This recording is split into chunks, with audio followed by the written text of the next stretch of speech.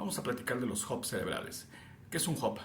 Básicamente, si imagináramos nuestro cerebro como una gran manzana con muchas casas y cada una de estas casas tuviera un módem para distribuir el internet y la señal de cable tanto de forma alámbrica como inalámbrica, tendríamos una metáfora o parafraseando un ejemplo de cómo es nuestro cerebro.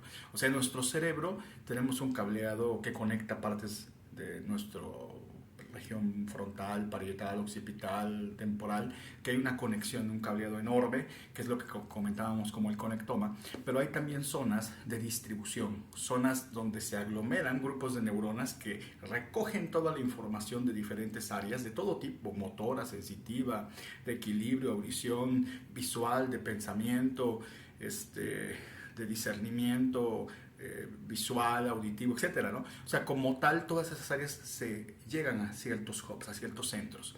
Lo interesante de esto es que, sobre todo en el aspecto de la cognición, porque en el aspecto motor y sensitivo es un poquito más el sistema de cableado directo, por decir así, una neurona que va hasta por acá y que conecta por acá y todo.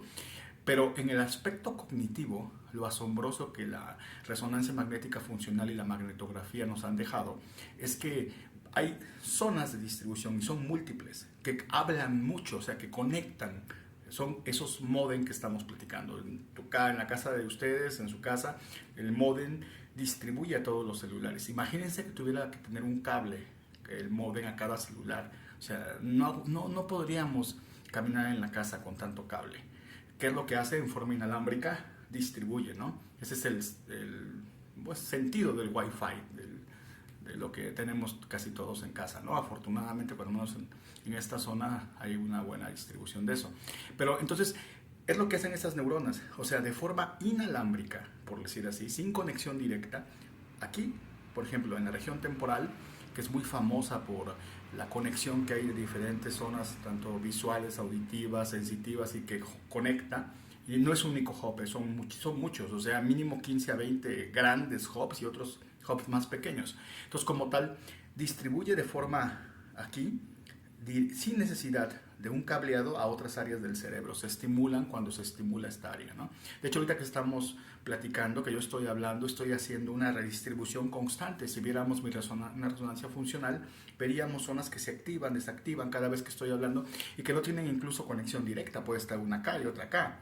¿Sí? Igualmente, ustedes que me están escuchando están teniendo el mismo fenómeno. Entonces, ¿cuál es la importancia de esos hubs? Es que nacemos con ellos. O sea, ya el bebé ya tiene sus hubs predeterminados, en mucho aspecto por la situación de cómo desarrollaron sus hubs también sus papás, ¿no? Entonces, hay cierta predeterminación, cierta. Evidentemente la educación, pues modifica todo esto, ¿no? Pero la genética sí tiene algo importante. O sea, por ejemplo, vemos a Messi, por ejemplo, que nació literalmente para jugar al fútbol, ¿no? Sí, ese hub tuvo la fortuna de que sus padres pusieron todo su empeño, lo ayudaron, ¿no? O sea, fue realmente el apoyo familiar lo que hizo que este gran jugador pues haga las maravillas que hace, ¿no? Pero vemos a otros grandes futbolistas que no tenían tanta predeterminación, pero también llegaron a lo más alto. A lo que voy es que sí venimos con esos conglomerados celulares, ¿sí? Que están, esos modem que tenemos en el cerebro, en diferentes partes del cerebro, por eso la comparación con una manzana, con muchas casas y muchos modems, tenemos muchos pequeños modem que hacen esa conexión, ¿no? Ahora, el punto clave es que se desarrollan desde que la persona está formándose en el vientre materno. Entonces, habrá ahí una serie de podas que en psicología las conocían desde hace muchísimos años, a los 3, a los 6, a los 12. Y sin embargo, lo interesante es que los adultos, esos centros que tenemos de distribución, sobre todo de tipo cognitiva, en relación al desarrollo de la inteligencia, los podemos seguir desarrollando. A lo mejor ya no con la plasticidad de un niño, de un bebé, de un adolescente, pero sí podemos hacerlas más fuertes, ¿no?